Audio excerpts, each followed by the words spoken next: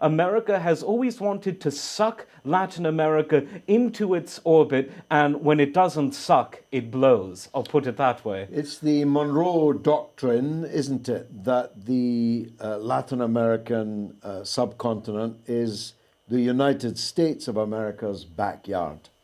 Absolutely, and even though the CIA didn't exist in any way, shape or form when President Monroe made that declaration, oh boy, has it come true in the 20th century, and with an especially iron fist after 1945.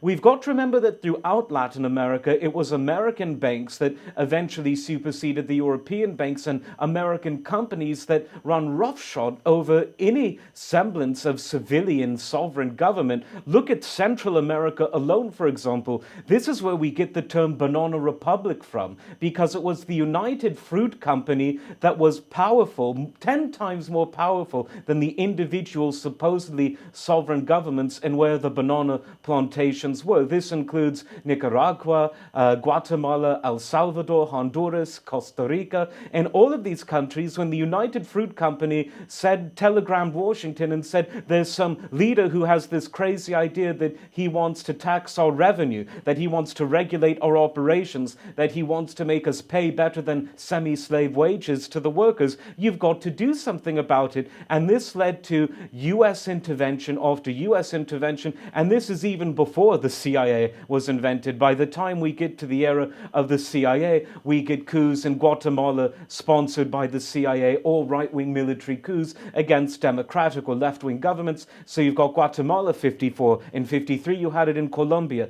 In 64, you had a huge one in Brazil. You also had one that year in Bolivia. In 1973, you had Uruguay, and then the infamous coup in Chile, which substituted Salvador Allende for Augusto Pinochet, the first 9/11, as we talked about on a previous episode.